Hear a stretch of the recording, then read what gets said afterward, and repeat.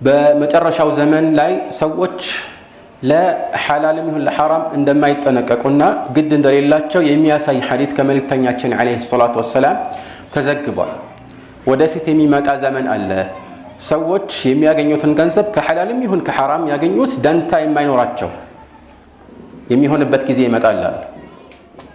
በዚህም የተነሳ ሰዎች በአብዛኛዎቹ ሁኔታዎች ላይ በተለይ በንግድ ላይ ሲሰማሩ ትንሽም ብትሆን ትርፍን ለማግኘት ብለው አላህ የከለከላቸውን ነገሮች ይፈጽማሉ። የሱን ድንበሮች ይተላለፋሉ። ከነዚህ መካከል አንዱ ውሸት መዋሸትና በሚሸጠው ነገር ውስጥ ያለውን ነውር ገልጾ አለማውጣት ነው። ይህን በማድረጋቸው ያተርፉ ይመስላቸው ይሆናል እንጂ መልእክተኛው አለይሂ ሰላቱ ወሰላም እንደተናገሩት ቅጣቱ የሚጀምረው ከዚሁ ከመጀመሪያው የንግድ መስተጋብር ይሆናል። የሚያተርፉት ትርፍ በረካ የተነሳ ይሆናል። ሐኪም ሒዛም እንደሚያስተላልፉት መልእክተኛው አለይሂ ሰላቱ ወሰላም ሰዎች ሲገበያዩ እውነት ከተናገሩና መገለጽ የሚገባውን ነገር ከገለጹ ቡሪከ ለሁማ ፊ በይዒሂማ ይላሉ። በሽያጫቸው ላይ አላህ ሱብሓነሁ ወተዓላ በረካን ያኖርላቸዋል አሉ። በተቃራኒው ከዋሹና መገለጽ የሚገባውን ሳይገልጹ ከደበቁ ሙሒቀት በረከቱ በይዒሂማ የግዢያቸው በረካ የተነሳ ይሆናል። አላህ ያብስባቸዋል። ስለዚህ ቅጣቱ ከዚሁ ነው የሚጀምረው ማለት ነው። እንደዚሁም በሌላኛው ሐዲስ ላይ መልእክተኛው አለይሂ ሰላቱ ወሰላም አልሐሊፉ መንፈቀቱ ሊስልዓ ይላሉ።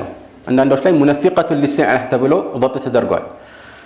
እቃውን ሰዎች እንዲሸጡትና እንዲዘዋወር ሊያደርጋቸው ይችላል። በውሸት ይህንን ሊያገኙ ይችል ይሆናል። ግን መምሐቀቱ ሊልበረካ ነው አሉ። በረካን ደግሞ የሚያብስ የሚያጠፋ ነው አሉ። በተለይ ደግሞ ይህ በውሸት ከሆነና ሰዎችን በማታለል እነሱን የሚጎዳ በተለይ ደግሞ አንዳንድ ሰዓታት ላይ ከሆነ بعد العصر ለምሳሌ ከዓስር በኋላ ከሆነ በጣም የተወገዘ እንደሆነ የሚያሳይ ሐዲስ في الصحيحين ከመልእክተኛው አለይሂ ሰላቱ ወሰላም ተዘግቧል። እንዲያውም ያሉት ثلاثة لا يكلمهم الله يوم القيامة ولا ينظر إليهم ولا يزكيهم ولهم عذاب أليم። ሶስት አይነት ሰዎችን አላህ Subhanahu Wa Ta'ala የቂያማ ቀን አያናግራቸውም፣ ወደ እነሱም አይመለከትም፣ እንዲሁም አያጥራራቸውም አሉ። ከወንጀሎቻቸው አያጥራራቸውም፣ አሳማሚ ቅጣትም አላቸው አሉ መልእክተኛው አለይሂ ሰላቱ ወሰላም። ከነዚህ ከሶስቱ መካከል የጠቀሱት